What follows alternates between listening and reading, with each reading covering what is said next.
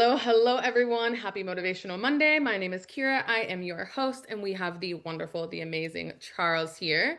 I have a few announcements. I have a song to share with you, and then we're gonna get into today's conversation, which is called Think Bigger Than a Paycheck.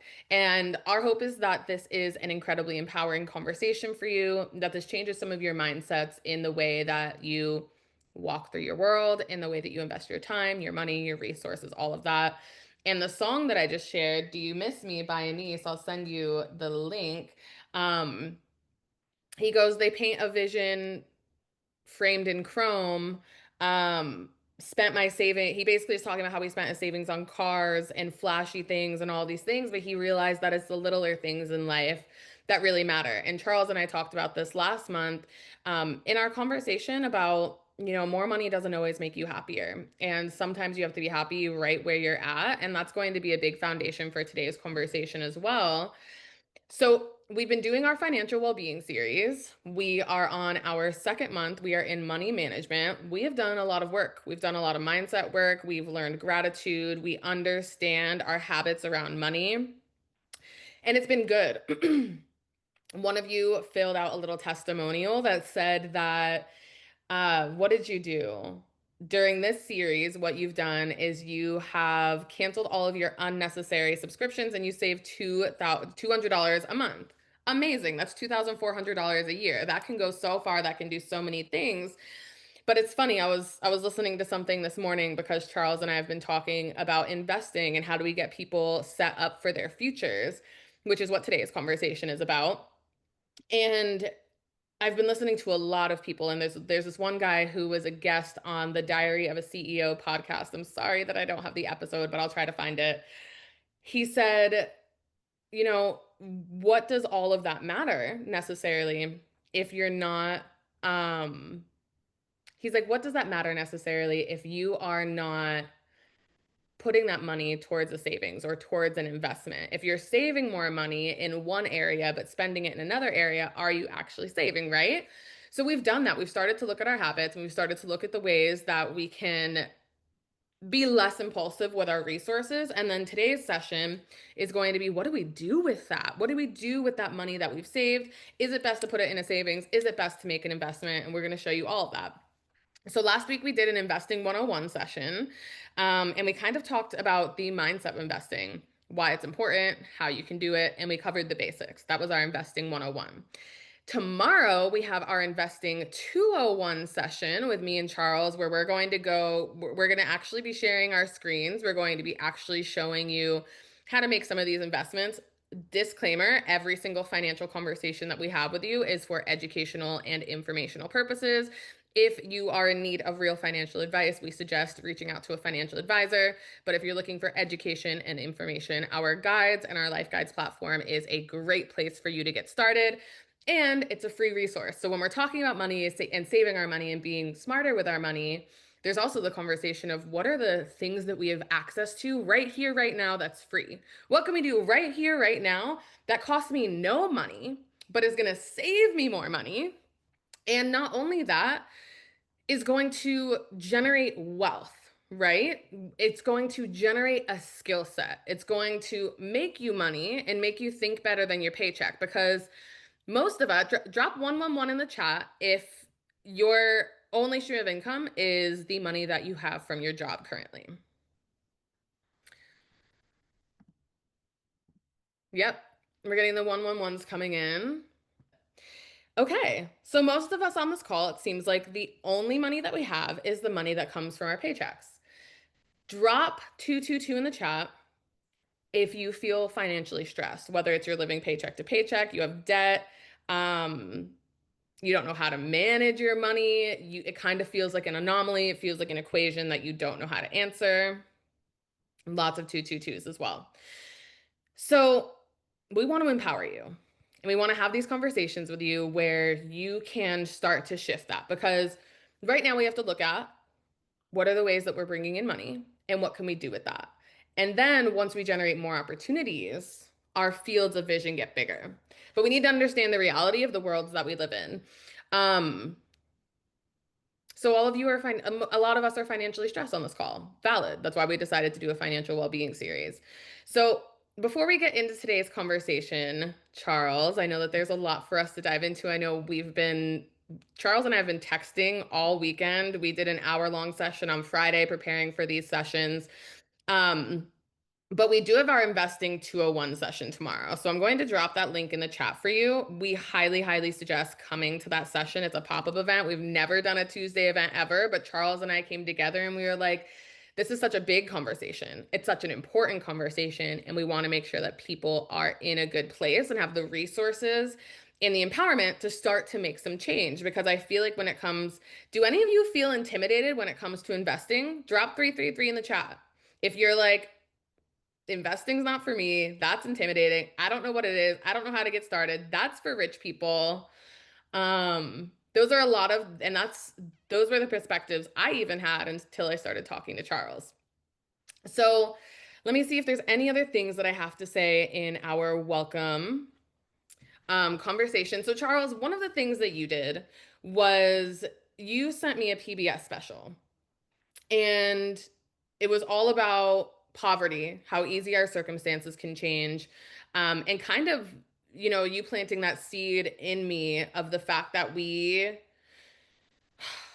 if we do not have financial support systems that we've built for ourselves, then we are in a very precarious situation, no matter how good or how easy our lives feel right now. Can you share a little bit more of your perspective on that? Especially, you've got 25 more years over me. You've seen a lot more, you've experienced a lot more. I'm still starting to understand the consequences. I turned 30 in 2 weeks. I'm understanding the consequences of the fact that I am currently living a life and I plan on living a life for many, many more decades. And how do I make that the most supportive journey for me? The best way for me to explain it is from my own experience. So, when I was in my early years of childhood, my parents had a lot of bills. So, we had to live in the welfare projects. And it was just crazy. The violence, the stealing from each other, it was nuts. It wasn't until, because of my mother always reminded me that not everyone lives like this, and she would take me into the rich neighborhoods. She would make sure that I understood this was a temporary place and that there is a better way of living. So I had that foundation in my life that reminded me that just because of where we're at is circumstances, but there is more.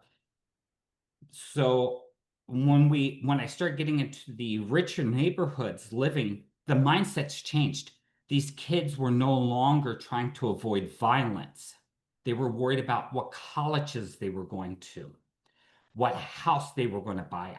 It was just a completely different shift in mindset, where they already had their future planned out. I'm going to be a doctor, a lawyer, I'm going to be an astronaut.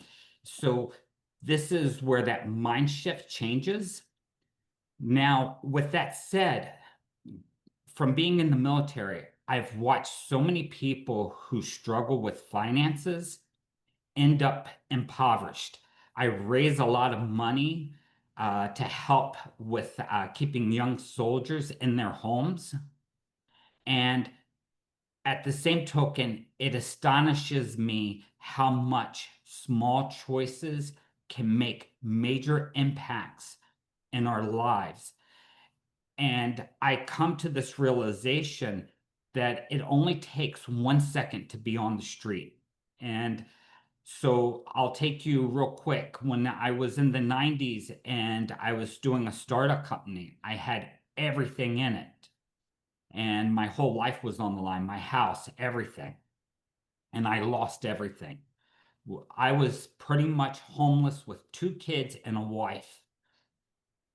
But because I believed in myself and I knew to get up and fight because of my background of how I grew up being in the military, I knew exactly what to do to make sure I stayed out of that situation.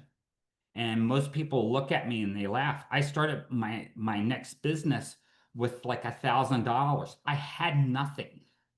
and I had two kids to feed. We didn't even know how we are going to get gas to get to work or how to put food on the table that day. But I had faith and belief. I knew if I do this, I will be okay.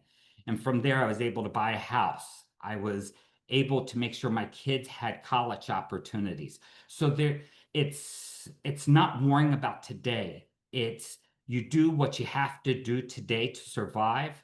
And I tell people, if you're not proactive, you're doing everything wrong because a Mm. reactive is going to bring nothing but more disaster. You have to stay proactive in your own life and you need to apply that to everything you're doing. So, Can I ask you a question? sure. When when you put everything on the line for this startup that you started and you ended up really, really struggling, having nothing, needing to figure out how to get gas, how to get food, what did that teach you? What did that show you that you had to do for yourself to make sure that that never happened again? Because right now in America, 10% of people are living in poverty. 30% of people are living close to the poverty line. For a single person, it's $15,000 is the poverty line. For a family of four, it's $31,000 is the poverty line, which that math doesn't even make sense to me. But um a lot of people are kind of on that threshold. Maybe not everyone on this call, but there very easily could be people on this call as well who are at that threshold. And I think it's very easy to get into the day to day. I just need to survive today. I just need to survive today. I just need to survive today. But how do we get into like what was that shift in your mindset that showed you like yes, I can survive today and there's more that I can do to make sure that this never happens again. I think for me, it was that Marine Corps background because of they take you through a place where, let me put it this way. The Marine Corps' primary goal is either to kill or survive, the worst scenario. And you're constantly training those two things. So if you already know how to survive and you've been put in the worst possible situation of survival and you're training that, so this wasn't something that it was like something I could just shrug off. I knew to get up and fight Mm, because of that background. Most people, if you don't have that background, and then it makes it very difficult to get back up. So let's take a poor person who's in poverty. They were never taught how to get up and fight, and they were never taught, and this is the third component to this, self-worth. Because mm, if you're constantly being beat up, but no one's holding you to a much higher stringent self-worth. So this is how I explain to people. Today, I might be eating in the mud and my food is covered in mud and I'm filthy. I'm freezing my butt off. And, that's where I'm going to the bathroom and everything else. Tomorrow, I might be in a building, but that toilet, I could eat out of that toilet. It is so clean. That was the value of self-worth. Your head is held high, your back is straight. You are somebody and you're worth more than you realize. And you don't let anyone treat you with disrespect, but you dare not treat anyone else with disrespect. So I had that knowledge of self-worth by being broke and going down to that bottom place with the two kids in my life and a wife that was looking at me like, what did you do? It humbled me very quickly. I got humbled. So I was no longer cocky. And I I have a know, question. Actually, can I stop you sure. right there? 50% of people making six figures or more right now are living paycheck to paycheck. Not even that's 70,000 more on an individual. Actually, that is $85,000 more as an individual than people living on the poverty line. And somehow, some way, they're still living paycheck to paycheck. Um, do you think that that's because of cockiness? I think it's because of cockiness and the perception of needing. needing grand things like the Starbucks type of coffee instead of just a McDonald's coffee every once in a while. Or the fancier, you get the Range Rover instead of getting the Honda, or you get the home that's out of your budget, but it's beautiful. Um, Not understanding the long-term consequences, I feel like is a level of cockiness and a level of like a level of depth in your vision, right? Because we're like, I want this right now. And I was listening to a financial advisor over the weekend. Again, just I've been researching a lot. And it's so funny because he's like, I do not care if you buy your Starbucks every day. He's like, what is that going to do if you stop buying your Starbucks every day and now you have your mediocre coffee? If when you're making big investments like purchasing a home or purchasing a vehicle or starting a business, you're not doing the financial numbers to back that. He's like, so why are we looking at our tiniest purchases and being so diligent about that, but then not necessarily our larger purchases, the way that we live our lives, the way that that paints a picture for what we need and the lifestyle we live and the person we get to become. And I think a lot of it is cockiness. And I think that bringing us back down to the reality of we live in a very, very, very insecure world. I pulled some statistics earlier for all of you who are on this call. The top 5 reasons that people go into poverty. Oh, I only wrote 3 of them down. I think 3 of them only felt really valid to our situations. But um, it was job loss, health issues and disability, and natural disasters and war. And all of those are unexpected circumstances. Those are not circumstances that I could wake up today when Hurricane Helene came through and destroyed my area.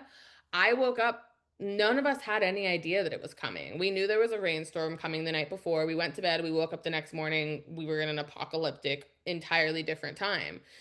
There are people who are still deeply struggling from that a year later. And unfortunately enough, I didn't have big financial struggles. Emotionally, it destroyed me, but we're not prepared for these things. And if I was in a situation a year ago where everything that I had was lost due to natural disaster, I would have had nothing. I wouldn't have been able to pay for so many things. I wouldn't have had the support. So it's also the realizing of the fact that we live in an unexpected world.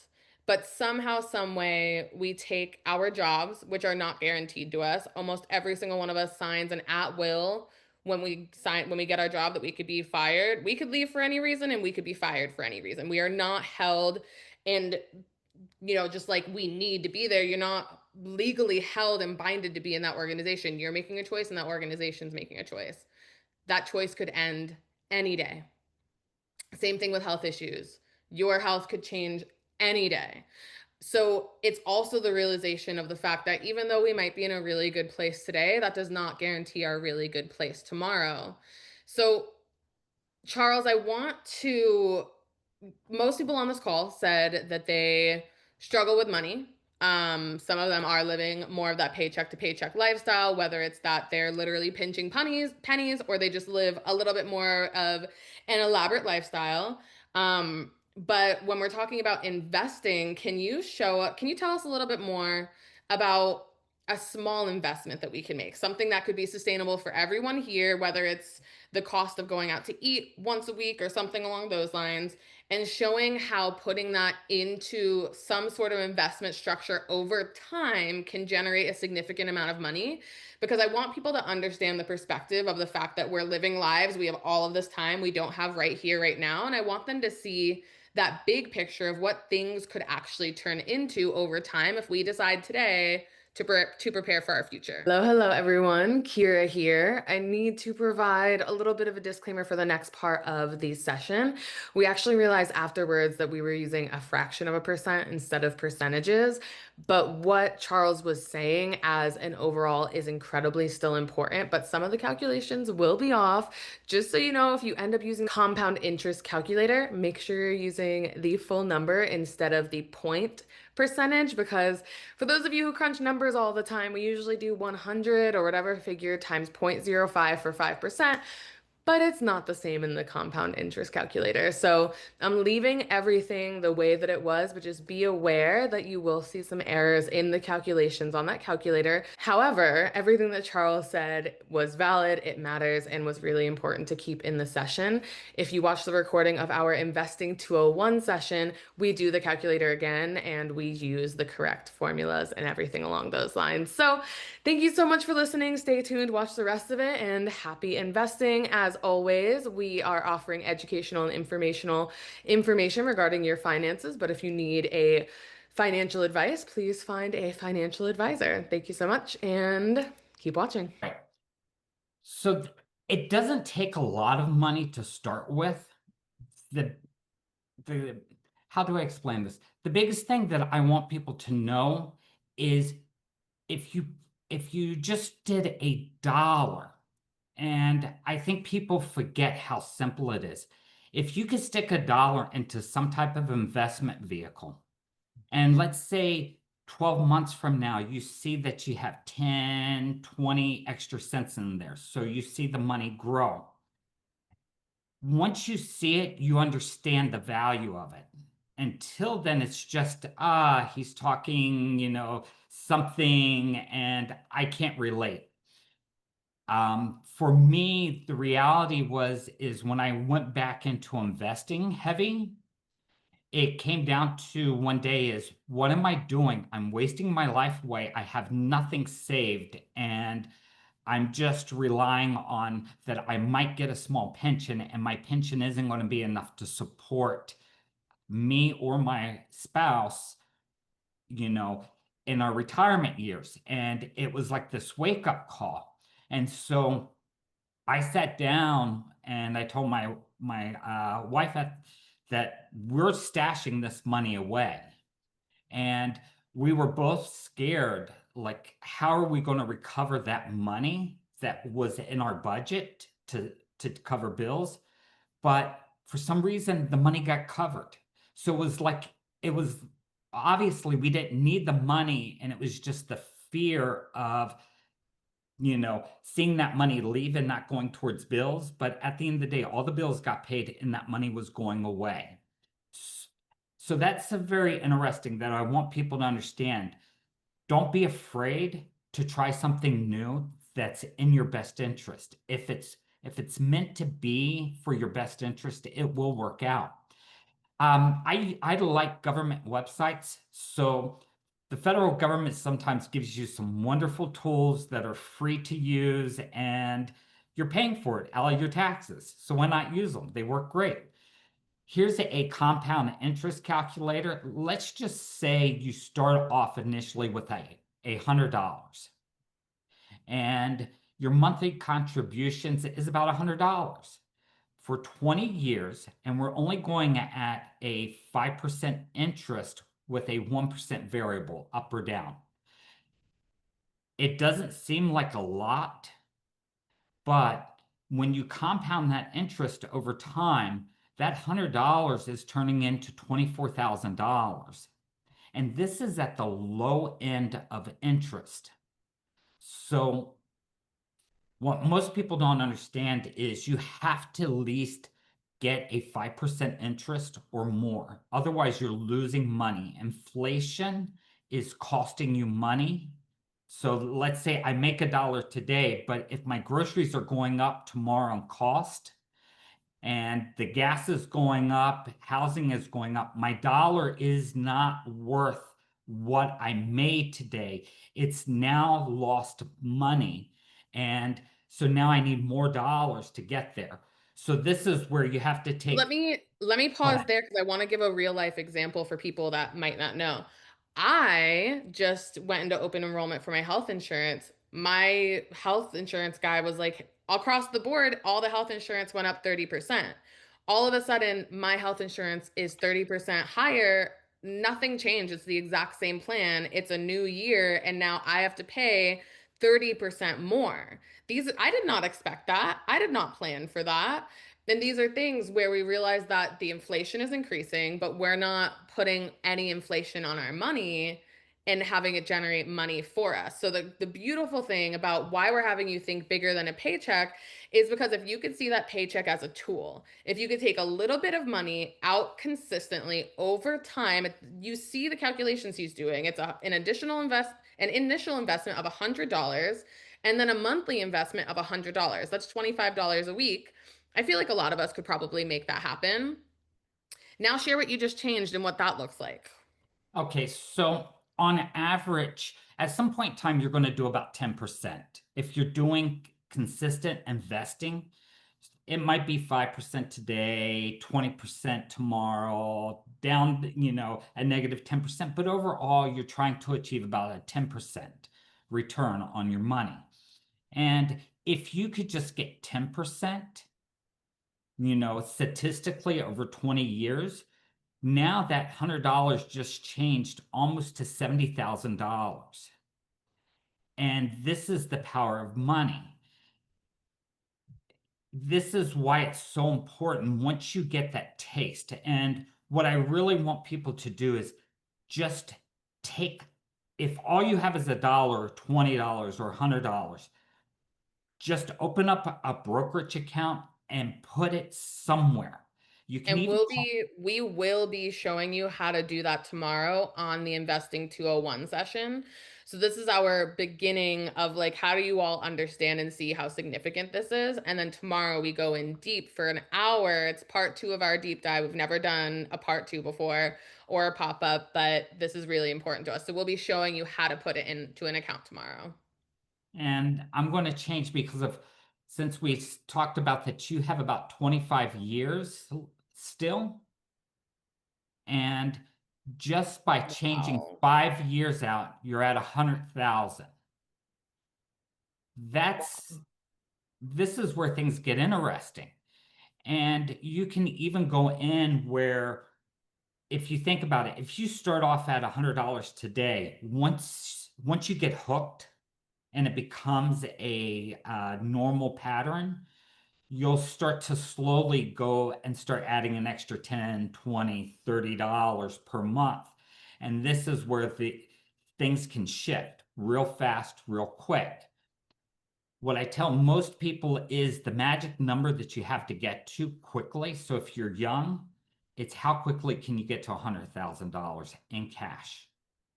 That is it's so crucial to get to 100,000. Once you have 100,000, it is a huge snowball effect. Can I ask you one last question as we're closing out today's session? Sure. And I hope that this has left people wanting more and has piqued people's interest into seeing, okay, maybe there are possibilities. How much harder, if you're putting your money into a savings account, how much harder is it to get to $100,000 in a savings account versus in an investment? So we'll just go with what normally you don't get higher than 3%. It's either 0 to 3. And if I go calculate it, so at 10% over 25 years is $30. Or excuse me, at 3% over 25 years is 30,000. If I go down, go calculate, you're at about 24,000. So it's a Okay. subtle difference, but the problem is if you're only at 3%, you're not beating inflation, so you really didn't make any money.